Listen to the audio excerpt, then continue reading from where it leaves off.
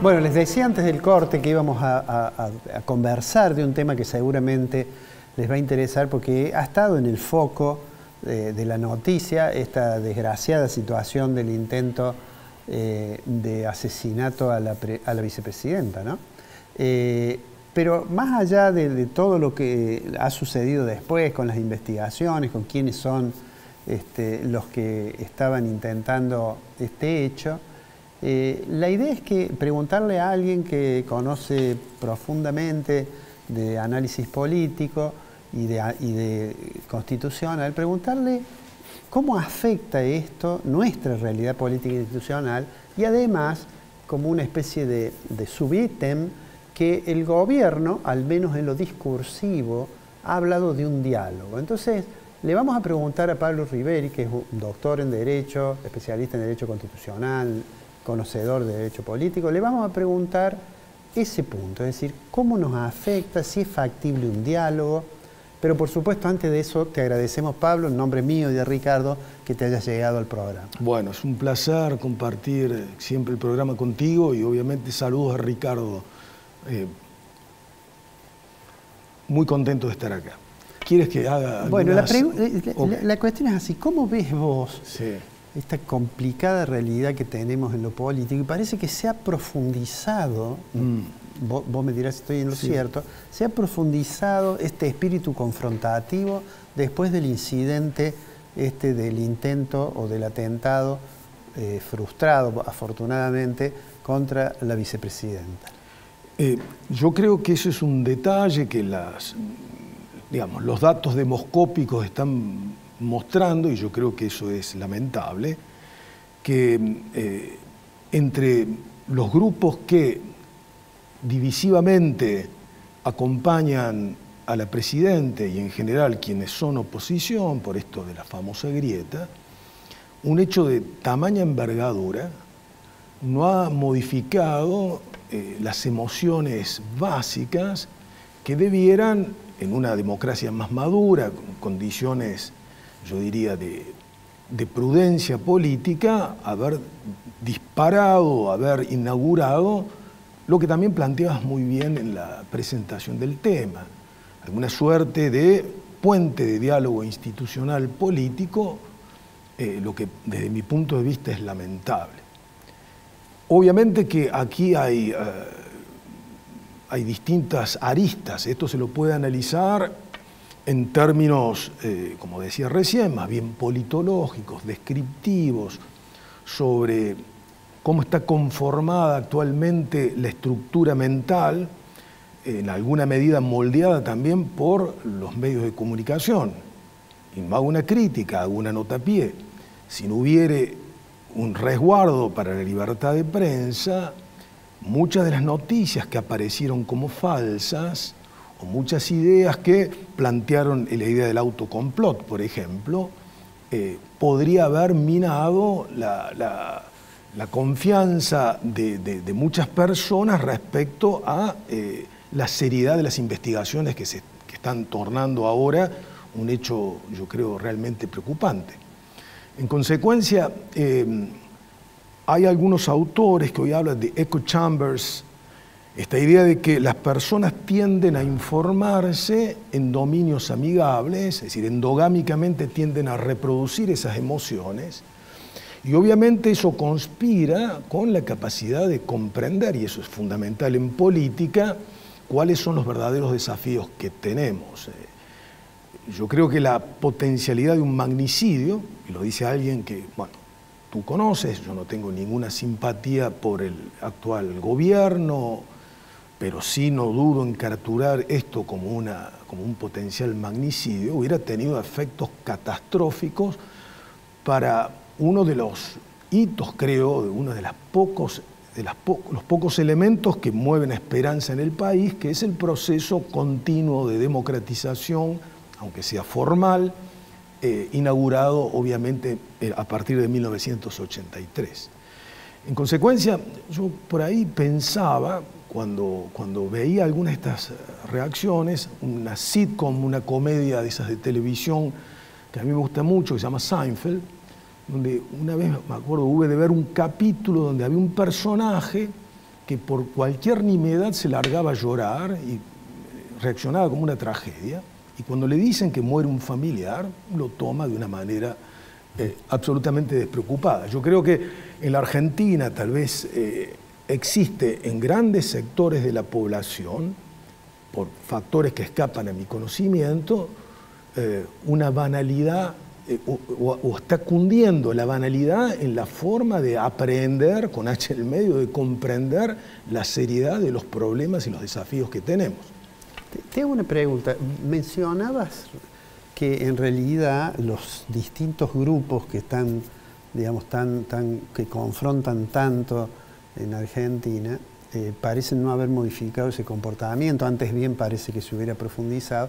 ¿Cuál es la razón por la cual un hecho de la gravedad, como señalas, no generó comportamientos de decir, bueno, ante esta situación tan grave, hagamos un esfuerzo porque muchos han dicho hay que bajar un cambio, pero en los hechos ni siquiera el llamado a un diálogo que se ha mencionado de manera bastante poco clara ha podido prosperar?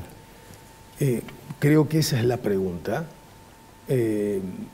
Digamos, es la pregunta que debiera hacerse los sectores más, diría yo, jerarquizados en materia de conducción política. Y una razón que pudiera ensayar como a título, a manera de explicación, tiene que ver con la especulación del hecho simbólico más allá del hecho histórico. ¿Qué quiero decir con esto? Que propios extraños, por ejemplo, en el oficialismo se ha especulado si esta victimización de la vicepresidente pudiera impactar en romper ese techo de cristal y por una actitud, yo diría, de empatía ante la situación de haberse podido producir ese magnicidio. El principal objetivo es no mirar en términos políticos profundos y de tratar de pensarlos en claves institucionales, sino simplemente en términos demoscópicos. ¿Cuánto mide hoy la Presidente y de qué manera podemos sacar un rédito? Y de la misma manera en la oposición. Yo creo que entre una disputa entre sectores que quieren tener más plumas y quieren ser más halcones o plumas y garras más agresivas, ¿cuánto le hubiera costado ante ese electorado captivo, esas simpatías en la interna de Cambiemos, demostrar una actitud, yo creo, que es necesaria? ¿Por qué lo digo? Porque evidentemente se ha caído la idea de que este ha sido un lobo solitario.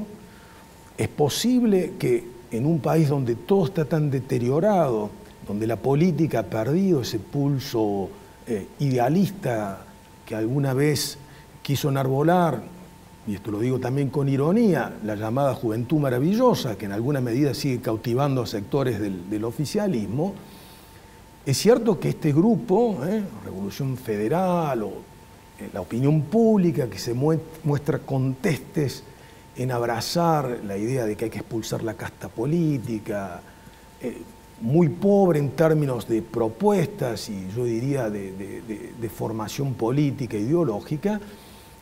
Obviamente creo que esto es un factor, me parece que central en la comprensión de algo que, insisto, no hace más que demostrar la decadencia de las élites políticas de la Argentina y también de algunos analistas, ¿no? Que no aciertan, me parece, en mi modo de ver, de darle la verdadera entidad que tiene un hecho de semejante trascendencia.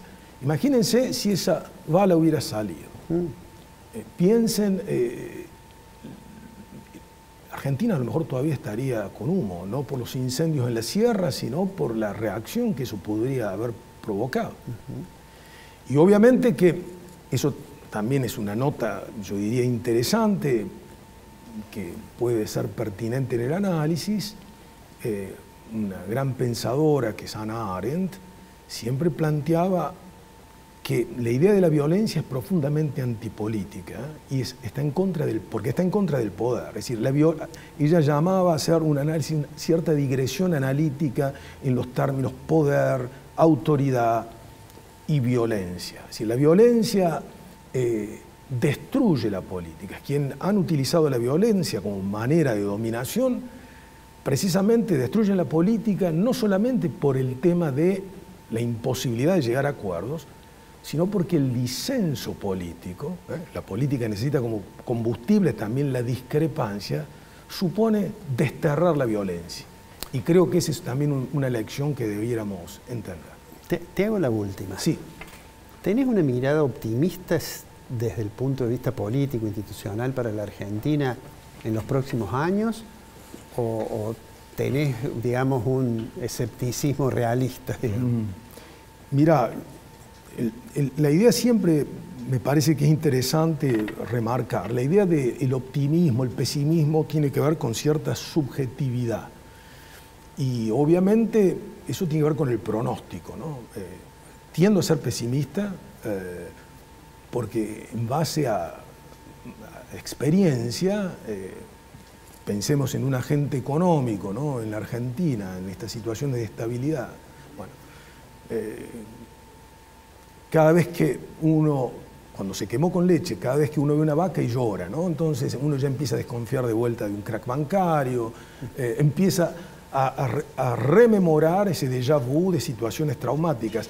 Y yo creo que lo realmente desolador es pensar que después de los años de plomo, del terrorismo de Estado, del grado de violencia que vivió la Argentina, lo traumático que fue eso, que la gente banalice un hecho me parece lamentable. Y obviamente eso no impide, siempre lo digo, a que, bueno, yo tengo hijos, yo amo mi país, albergar otra idea, que es la idea de la esperanza, que es una idea más regulativa, es más objetiva, es decir, ante las variables que son absolutamente inmanejables, pensar que, bueno, es probable que en algún momento las cosas empiecen a funcionar de otra manera, pero dado el comportamiento y quienes están liderando el debate, la discusión, las propuestas en un futuro cercano, lamento decirlo y contra, digamos, lo que sería lo políticamente correcto, realmente me parece que es